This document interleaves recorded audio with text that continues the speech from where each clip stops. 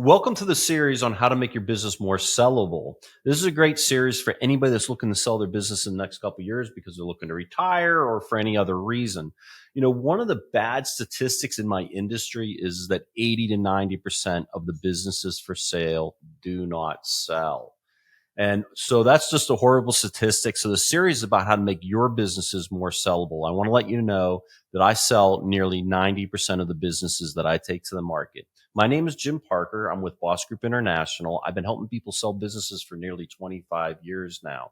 So today I wanted to talk about one of the biggest things that a buyer looks at when they're looking to buy a business, and that is the owner of the business that they're looking at the business themselves? And that's a big deterrent. So today I want to cover kind of two things or break it up into two different topics. One is, try to determine and look at the situation and see if you are the business.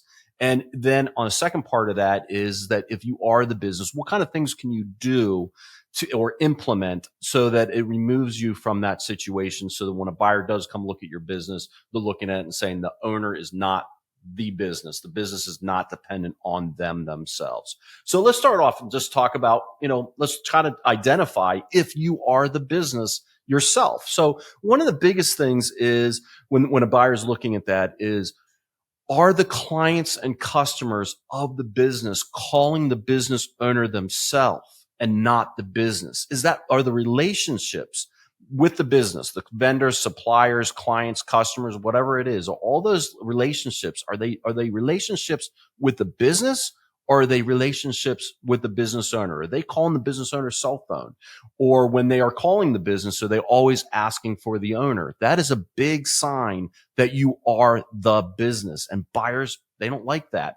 Another thing is day-to-day decisions. Are you as the owner, making most of the day-to-day decisions, or is your team capable of making the day-to-day decisions? And another big one is brand. Is the brand of the company you? Are you really the brand of the company, or does the company have the brand? Are people coming to use your services or buy your products because of who you are, or are they coming because of the reputation of the business themselves? Are a significant portion of the sales coming from the relationships that you have with your customers and clients? Another one is that is the knowledge of the company based around you? Like the day-to-day operations, they can't function without your knowledge. Your employees are dependent on you and your knowledge, and the business can't run without you. And lastly, and this is an important one, kind of really test to see if you are the business. Are you able to go on vacation and go away and really get away and be disconnected from the business and know that that business is going to be able to function properly? And that's actually a question that a lot of buyers will ask is, about your vacation time. Do you go on vacation every year, and how long do you go? And, if you're the kind of owner who's like, oh, no, I don't go on vacation. I have to always be here. I always have to be monitoring the business. Or you say, yeah, I go on vacation, but, while I'm on vacation, I'm checking in 4 or 5 times a day. That doesn't make a buyer feel comfortable when they buy the business. And this is the big thing you got to understand about this situation is that a buyer's looking at it and going, you're selling your business, and they're going to be coming in and buying your business. And if you are the business and you step out of that business, is it going to affect the business itself? They want to be comfortable and confident that they're going to be able to take over the operation, and the operation of your business is just going to keep going smoothly, and they're not going to be losing clients and customers, or they're not going to be able to finish the work that they're supposed to do. So that's why it's really important to set your business up in a manner that the business is not dependent on you. So how do we do that? Well, one of the biggest things is you got to start shifting your role in the business.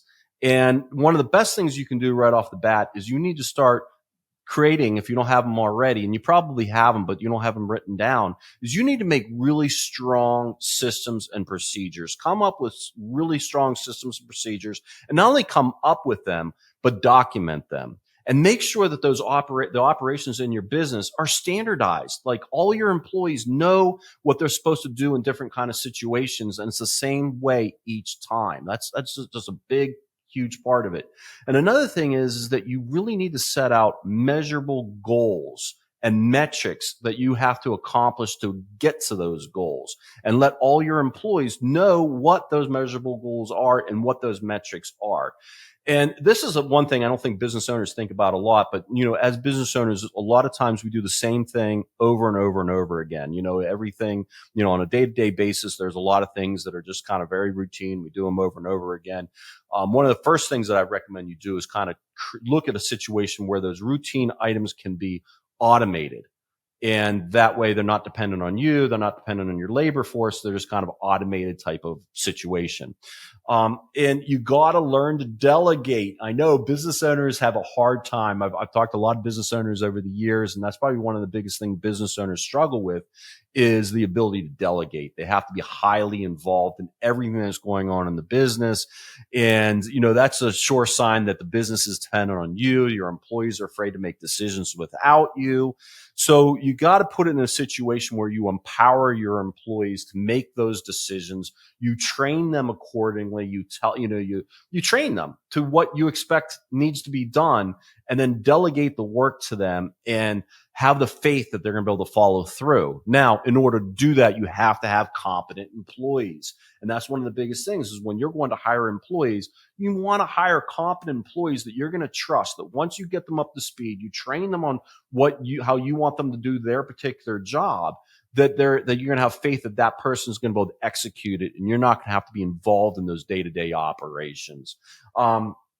Want to get yourself in that position also that the clients, the customers, vendors, suppliers, all the people that you work with get accustomed to calling the business itself and not calling you, that they don't feel like every time they want to work with you or get something done that they have to go through you, that they have the faith is in the business itself and the systems you've created and the company you've created, and not you as an individual. That's a huge, huge thing. Strong, another thing too is have managers in place, and maybe it's one person that would be able to step up to your role someday if they needed to. Buyers always ask that, who's the second one in command, who at the company could step up and take on a lot of the roles and responsibilities that you do currently as a business owner. And so you should have a strong second person that can step into that role. Even better would be to create a situation where you've got two people like that. And maybe both of those people don't do everything that you do, but, this person does, half of what you do or can do half of what you do. And this other person can do half of what you do. So you kind of got to look at the situation when a buyer's walking in, that they feel comfortable that when they acquire that business, that the business is going to continue to operate and continue to do the sales that you're currently doing. And, with you stepping away from that business. So that is what you are trying to create in your type of a situation. And, I hope this helped you. This is just a part of many videos on how to make your business more sellable. Again, my name is Jim Parker. I've been helping people sell businesses for nearly 25 years. I typically sell businesses that have gross sales between $1 million and $10 million. If you are interested in selling your business, I would love to talk to you. Please reach out to me. Thank you very much.